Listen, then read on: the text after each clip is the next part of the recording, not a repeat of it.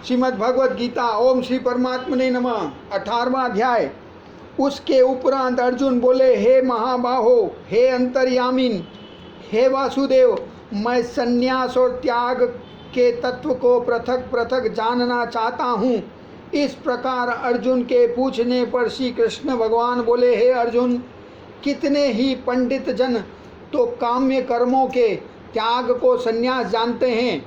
और कितने ही विचार कुशल पुरुष सब कर्मों के फल के त्याग को त्याग कहते हैं, तथा कई विद्वान ऐसे कहते हैं कि कर्म सभी दोषयुक्त हैं, इसलिए त्यागने के योग्य हैं, और दूसरे विद्वान ऐसे कहते हैं कि यह यज्ञ, दान और तप रूप कर्म त्यागने योग्य नहीं है। परंतु हे अर्जुन, उस त्याग के विषय में तू मेरे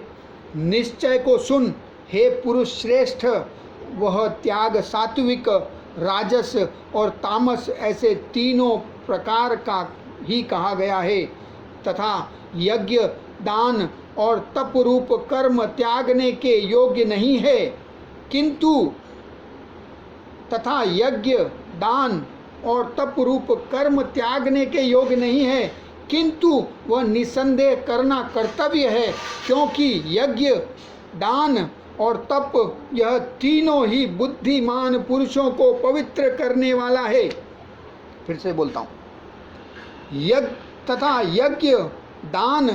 और तप रूप कर्म त्यागने के योग्य नहीं है, किंतु वह निसंदेह करना कर्तव्य है, क्योंकि यज्ञ, दान और तप यह तीनों ही बुद्धिमान पुरुषों को पवित्र करने वाला है। इसलिए हे पार्थ, यह यज्ञ, दान और तप रूप कर्म तथा और भी संपूर्ण श्रेष्ठ कर्म आसक्ति को और फलों को त्याग कर अवश्य करने चाहिए, ऐसा मेरा निश्चय किया हुआ उत्तम मत है। और हे अर्जुन, नित्य कर्म का त्याग करना योग्य नहीं है, इसलिए मोह से उसका त्याग करना तामस त्याग कहा गया है। यदि कोई मनुष्य जो कुछ कर्म है वह सब ही दुख रूप है, ऐसे समझकर शारीरिक क्लेश के भय से कर्मों का त्याग कर दे, तो वह पुरुष उस राजस त्याग को करके भी त्याग के फल को प्राप्त नहीं होता है, अर्थात उसका वह त्याग करना व्यर्थ ही होता है। हे अर्जुन, करना कर्तव्य है, ऐसे समझकर ही जो शास्त्र विधि से नियत किया हुआ कर्तव्य कर्म आसक्ति को और फल को त्याग कर किया जाता है, वह ही सात्विक त्याग माना गया है। अर्थात कर्तव्य कर्मों को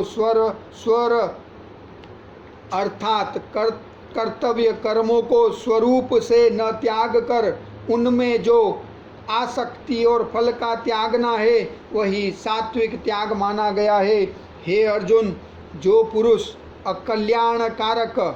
कर्म से तो द्वेष नहीं करता है और कल्याणकारक कर्म में आसक्त नहीं होता है, वह शुद्ध सत्व गुण से युक्त हुआ पुरुष संशय रहित, ज्ञानवान और त्यागी है, क्योंकि देहधारी पुरुष के द्वारा संपूर्णता से सब कर्म त्यागे जाने को शक्य नहीं है। इससे जो पुरुष कर्मों के फल का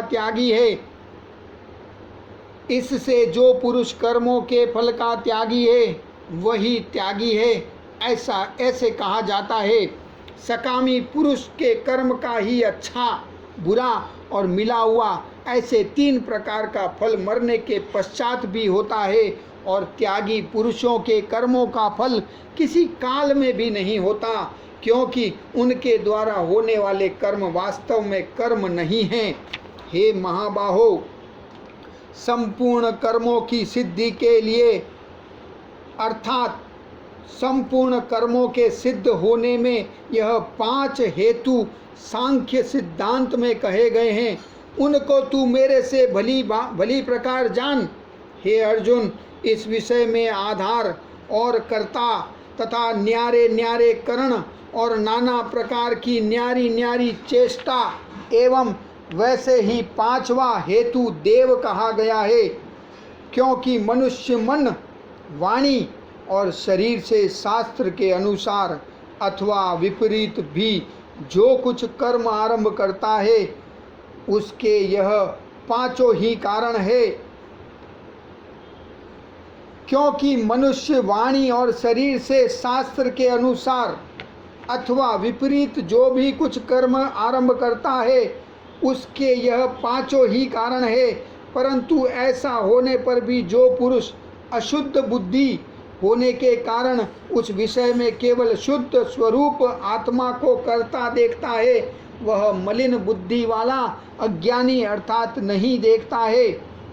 हे अर्जुन, जिस पुरुष के अंतःकरण में मैं करता हूँ ऐसा भाव नहीं है तथा जिसकी बुद्धि सांसारिक पदार्थों में और संपूर्ण कर्मों में लिपायमान नहीं होती, वह पुरुष इन सब लोगों को मार कर भी वास्तव में न तो मारता है न पाप से बंधता है। हे भारत ज्ञाता, ज्ञान और ज्ञेय, यह तीनों तो कर्म के प्रेरक हैं, अर्थात इन तीनों के संयोग से तो कर्म में प्रवृत्त होने की इच्छा उत्पन्न होती है, और कर्ता, करण और क्रिया यह तीनों कर्म के संग्रह हैं तथा अर्थात इन तीनों के संयोग से कर्म बनता है। यह तीनों तो कर्म के प्रेरक हैं, अर्थात इन तीनों के संयोग से तो कर्म में प्रवृत्त होने की इच्छा उत्पन्न होती है, और कर्ता, करण और क्रिया इन तीनों कर्म के संग्रह से अर्थात इन तीनों के संयोग से कर्म बनता है। अब उन सब में ज्ञान और कर्म तथा कर्ता भी गुणों के भेद से सांख्य शास्त्रों में 3 प्रकार से कहे गए हैं, उनको भी तू मेरे से भली प्रकार सुन। हे अर्जुन, जिस ज्ञान से मनुष्य पृथक पृथक सब भूतों में एक अविनाशी परमात्म भाव को विभाग रहित समभाव से स्थित देखता है, उस ज्ञान को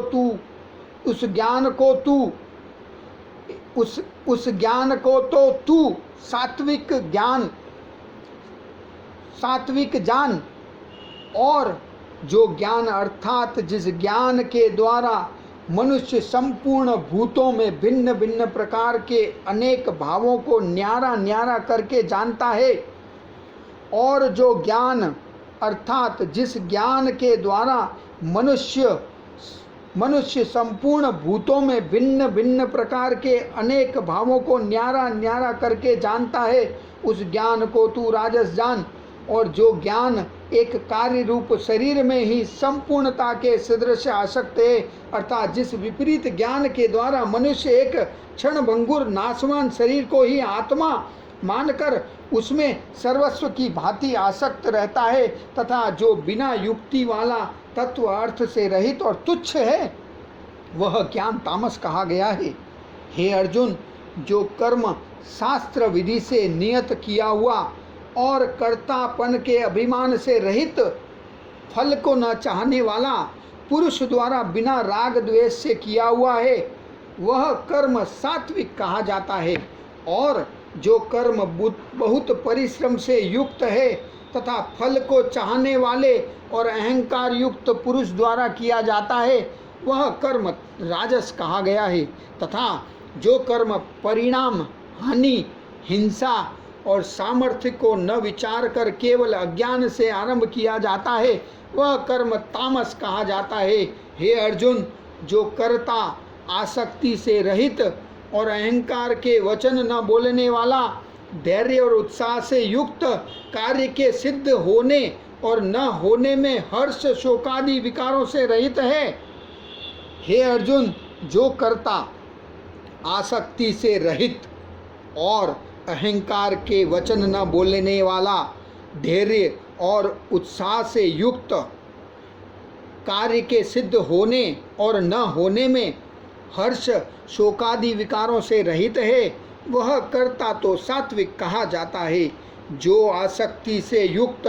कर्मों के फल को चाहने वाला और लोभी है तथा दूसरों को कष्ट देने के स्वभाव वाला,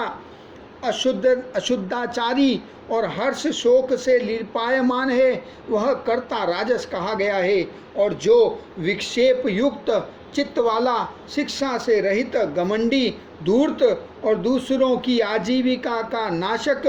एवं शोक करने के स्वभाव वाला आलसी और दीर्घ सूत्री है, वह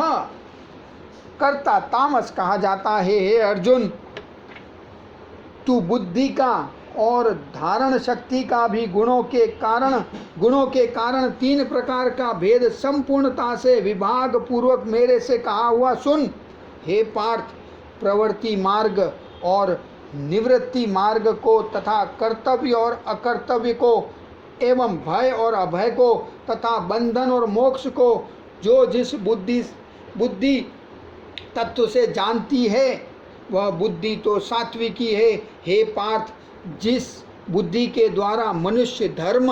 और अधर्म को तथा कर्तव्य और अकर्तव्य को भी यथार्थ नहीं जानता है वह बुद्धि राजसी है। हे पार्थ, जिस बुद्धि के द्वारा मनुष्य धर्म और अधर्म को तथा कर्तव्य और अकर्तव्य को भी यथार्थ नहीं जानता है वह बुद्धि राजसी है। और हे अर्जुन, जो तमोगुण से आवृत हुई बुद्धि अधर्म को धर्म ऐसा मानती है तथा और भी संपूर्ण अर्थों को विपरीत ही मानती है वह बुद्धि तामसी है। हे पार्थ, ध्यान योग के द्वारा जिस अव्यभिचारिणी धारणा से मनुष्य प्राण और इंद्रियों की क्रियाओं को धारण करता है वह धारणा तो सात्विकी है। हे पार्थ, ध्यान योग के द्वारा जिस अव्यभिचारिणी धारणा से मनुष्य मन प्राण और इंद्रियों की क्रियाओं को धारण करता है वह धारणा तो सात्विकी है। और हे प्रथा पुत्र अर्जुन, फल की इच्छा वाला मनुष्य अति आसक्ति से जिस धारणा के द्वारा धर्म अर्थ और कामों को धारण करता है वह धारणा राजसी है। तथा हे पार्थ, दुष्ट बुद्धि वाला मनुष्य जिस धारणा के द्वारा निद्रा भय चिंता और दुख को एवं उन्मत्तता को भी नहीं छोड़ता है अर्थात धारण किए रहता है वह धारणा तामसी है। हे अर्जुन, अब सुख भी तू 3 प्रकार का मेरे से सुन। हे अर्जुन, अब सुख भी तू 3 प्रकार सा मेरे से सुन। हे भरत श्रेष्ठ, जिस सुख में साधक पुरुष भजन ध्यान और सेवादि के अभ्यास से रमण करता है और दुखों के अंत को प्राप्त होता है वह सुख प्रथम साधन के आरंभ काल में यद्यपि विष के सदृश भासता है परंतु परिणाम में अमृत के तुल्य है। इसलिए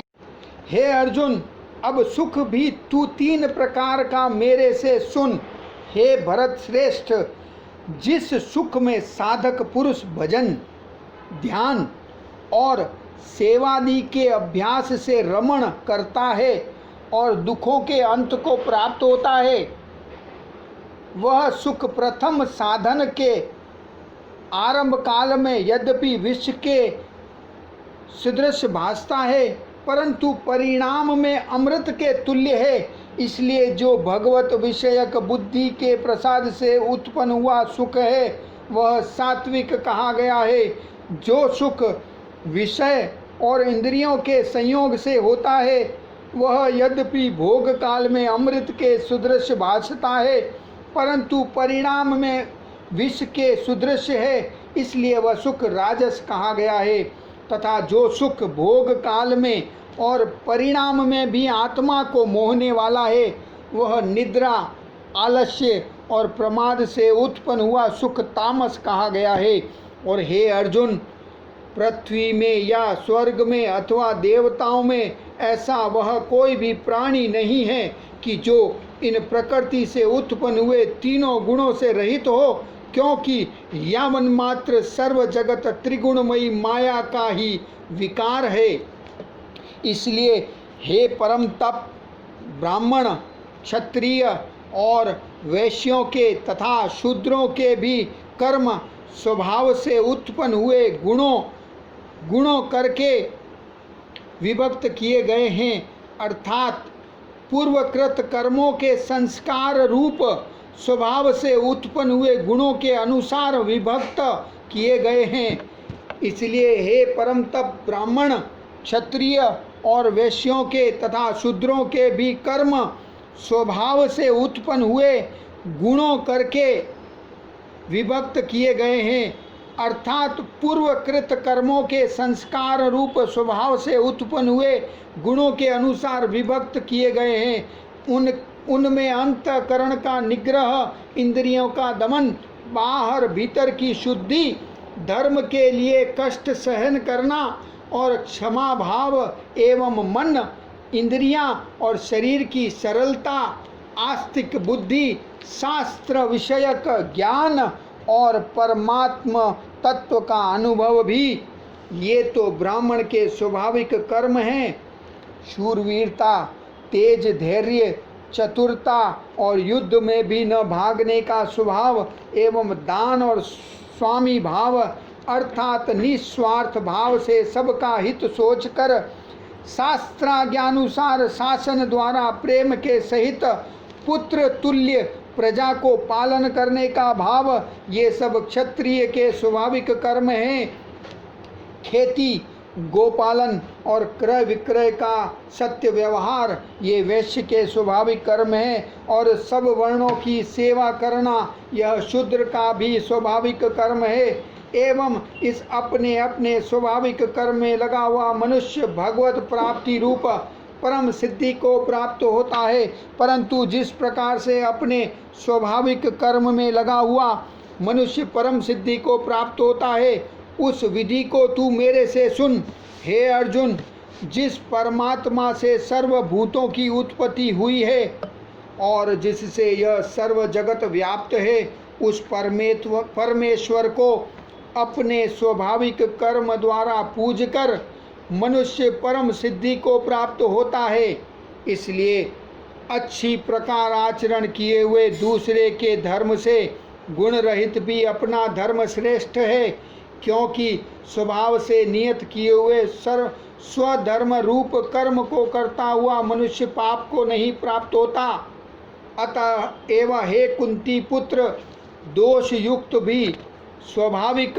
कर्म को नहीं त्यागना चाहिए, क्योंकि धुएं से अग्नि के सुदृश्य सब ही कर्म किसी न किसी दोष से आवृत हैं। हे अर्जुन, सर्वत्र आसक्ति रहित बुद्धि वाला, स्पृहार रहित और जीते हुए अंतःकरण वाला पुरुष सांख्य योग के द्वारा भी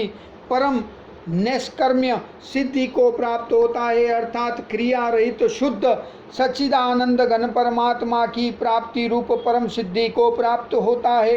इसलिए हे कुंती पुत्र, अंतःकरण की शुद्धि रूप सिद्धि को प्राप्त हुआ पुरुष जैसे सांख्य योग के द्वारा सच्चिदानंद घन ब्रह्म को प्राप्त होता है, तथा जो तत्वज्ञान की परानिष्ठा है उसको भी तू मेरे से संक्षेप से जान। हे अर्जुन, विशुद्ध बुद्धि से युक्त, एकांत और शुद्ध देश का सेवन करने वाला तथा मिताहारी, जीते हुए मन, वाणी, शरीर वाला और दृढ़ वैराग्य को भली प्रकार प्राप्त हुआ पुरुष निरंतर ध्यान योग के परायण हुआ, सात्विक धारणा से अंतःकरण को वश में करके तथा शब्दादिक विषयों को त्याग कर और राग द्वेषों को नष्ट करके तथा अहंकार, बल, घमंड, काम, क्रोध और संग्रह को त्याग कर ममता रहित और शांत अंतःकरण हुआ, सच्चिदानंद घन ब्रह्म में एक ही भाव होने के लिए योग्य होता है। फिर वह सच्चिदानंद घन ब्रह्म में एक ही भाव से स्थित हुआ प्रसन्न चित्त वाला पुरुष न तो किसी वस्तु के लिए शोक करता है, न किसी की आकांक्षा ही करता है, एवं सब भूतों में समभाव हुआ मेरी पराभक्ति को प्राप्त होता है। उस पराभक्ति के द्वारा मेरे को तत्व से भली प्रकार जानता है कि जो जानता है कि मैं जो और जिस प्रभाव वाला हूँ तथा उस भक्ति से मेरे को तत्व से जानकर तत्काल ही मेरे में प्रवेश हो जाता है और अर्थात अनन्य भाव से मेरे को प्राप्त हो जाता है। फिर उसकी दृष्टि में मुझ वासुदेव के सिवा और कुछ भी नहीं रहता। मेरे परायण हुआ निष्काम कर्मयोगी तो संपूर्ण कर्मों को सदा करता हुआ भी मेरी कृपा से सनातन अविनाशी परम पद को प्राप्त हो जाता है। इसलिए हे अर्जुन, तू सब कर्मों को मन से मेरे में अर्पण करके मेरे परायण हुआ समत्व बुद्धि रूप निष्काम कर्म योग का अवलंबन करके निरंतर मेरे में चित्त वाला हो। इस प्रकार तू मेरे में निरंतर मन वाला हुआ मेरी कृपा से जन्म मृत्यु आदि सब संकटों को अनायास ही तर जाएगा और यदि अहंकार के कारण मेरे वचनों को नहीं सुनेगा तो नष्ट हो जाएगा, अर्थात परमार्थ से भ्रष्ट हो जाएगा। जो तू अहंकार को अवलंबन करके ऐसा मानता है कि मैं युद्ध नहीं करूँगा, तो तेरा यह निश्चय मिथ्या है, क्योंकि क्षत्रियपन का स्वभाव तेरे को जबरदस्ती युद्ध में लगा देगा। हे अर्जुन, जिस कर्म को तू मोह से नहीं करना चाहता है उसको भी अपने पूर्वकृत स्वाभाविक कर्म में बंधा हुआ परवश होकर करेगा। क्योंकि हे अर्जुन, शरीर रूप यंत्र में आरूढ़ हुए संपूर्ण प्राणियों को अंतर्यामी परमेश्वर अपनी माया से उनके कर्मों के अनुसार भ्रमाता हुआ सब भूत प्राणियों के हृदय में स्थित है। इसलिए हे भारत, सब प्रकार से उस परमेश्वर को ही अनन्य शरण को प्राप्त हो। उस परमात्मा की कृपा से ही परम शांति को और सनातन परम धाम को प्राप्त होगा। इस प्रकार गोपनीय से भी अति गोपनीय ज्ञान मैंने तेरे लिए कहा है। इस रहस्य युक्त ज्ञान को संपूर्णता से अच्छी प्रकार विचार के फिर तू जैसे चाहता है वैसे ही कर, अर्थात जैसी तेरी इच्छा हो वैसे ही कर। इतना कहने पर भी अर्जुन का कोई उत्तर नहीं मिलने के कारण श्री कृष्ण भगवान फिर बोले कि हे अर्जुन, संपूर्ण गोपनीयों से भी अति गोपनीय मेरे परम रहस्य युक्त वचन को तू फिर भी सुन, क्योंकि तू मेरा अतिशय प्रिय है। इससे यह परम हितकारक वचन मैं तेरे लिए कहूँगा। हे अर्जुन, तू केवल मुझ सच्चिदानंद घन वासुदेव परमात्मा में ही अनन्य प्रेम से नित्य निरंतर अचर मन वाला हो और मुझ परमेश्वर को ही अतिशय श्रद्धा भक्ति सहित निष्काम भाव से नाम गुण और प्रभाव के श्रवण कीर्तन मनन और पठन पाठन द्वारा निरंतर भजने वाला हो, तथा मेरा शंख चक्र गदा पद्म और किरीट कुंडल आदि भूषणों से युक्त पीतांबर वनमाला और कौस्तुभ मणिधारी विष्णु का मन वाणी और शरीर के द्वारा सर्वस्व अर्पण करके अतिशय श्रद्धा भक्ति और प्रेम से विवलता पूर्वक पूजन करने वाला हो और मुझ सर्वशक्तिमान विभूति बल ऐश्वर्य माधुर्य गंभीरता उदारता वात्सल्य और सुहृदता आदि गुणों से संपन्न सबके आश्रय रूप वासुदेव को विनय भाव पूर्वक भक्ति सहित साष्टांग दंडवत प्रणाम कर। ऐसा करने से तू मेरे को ही प्राप्त होगा, यह मैं तेरे लिए सत्य प्रतिज्ञा करता हूँ, क्योंकि तू मेरा अत्यंत प्रिय सखा है। इसलिए सर्व धर्मों को अर्थात संपूर्ण कर्मों के आश्रय को त्याग कर केवल एक मुझ सच्चिदानंद घन वासुदेव परमात्मा की ही अनन्य शरण को प्राप्त हो। मैं तेरे को संपूर्ण पापों से मुक्त कर दूंगा, तू शोक मत कर। हे अर्जुन, इस प्रकार तेरे हित के लिए कहे हुए इस गीता रूप परम रहस्य को किसी काल में भी न तो तप रहित मनुष्य के प्रति कहना चाहिए और न भक्ति रहित के प्रति तथा न बिना सुनने की इच्छा वाले के ही प्रति कहना चाहिए। एवं जो मेरी निंदा करता है उसके प्रति भी नहीं कहना चाहिए, परंतु जिनमें यह दोष नहीं हो ऐसे भक्तों के प्रति प्रेम पूर्वक उत्साह के सहित कहना चाहिए, क्योंकि जो पुरुष मेरे में परम प्रेम करके इस परम रहस्यमय गीता शास्त्र को मेरे भक्तों में कहेगा, अर्थात निष्काम भाव से प्रेम पूर्वक मेरे भक्तों को पढ़ावेगा या अर्थ की व्याख्या द्वारा इसका प्रचार करेगा, वह निस्संदेह मेरे को ही प्राप्त होगा और न तो उससे बढ़कर मेरा अतिशय प्रिय कार्य करने वाला मनुष्यों में कोई है और न उससे बढ़कर मेरा अत्यंत प्यारा पृथ्वी पर दूसरा कोई होवेगा। तथा हे अर्जुन, जो पुरुष इस धर्ममय हम दोनों के संवाद रूप गीता शास्त्र को पढ़ेगा अर्थात नित्य पाठ करेगा, उसके द्वारा मैं ज्ञान यज्ञ से पूजित होऊंगा, ऐसा मेरा मत है। जो पुरुष श्रद्धा युक्त और दोष दृष्टि से रहित हुआ इस गीता शास्त्र का श्रवण मात्र भी करेगा, वह भी पापों से मुक्त हुआ उत्तम कर्म करने वालों के श्रेष्ठ लोकों का प्राप्त होएगा। इस प्रकार गीता का महात्म्य कहकर भगवान श्री कृष्णचंद्र आनंद कंद ने अर्जुन से पूछा, हे पार्थ, क्या यह मेरा वचन तैने एकाग्र चित्र से श्रवण किया? और हे धनंजय, क्या तेरा अज्ञान से उत्पन्न हुआ मोह नष्ट हुआ? इस प्रकार भगवान के पूछने पर अर्जुन बोले, हे अच्युत, आपकी कृपा से मेरा मोह नष्ट हो गया है और मुझे स्मृति प्राप्त हुई है, इसलिए मैं संशय रहित हुआ स्थित हूँ और आपकी आज्ञा का पालन करूँगा। इसके उपरांत संजय बोले, हे राजन, इस प्रकार मैंने श्री वासुदेव के और महात्मा अर्जुन के इस अद्भुत रहस्य युक्त और रोमांचकारक संवाद को सुना, कैसे कि श्री व्यास जी की कृपा से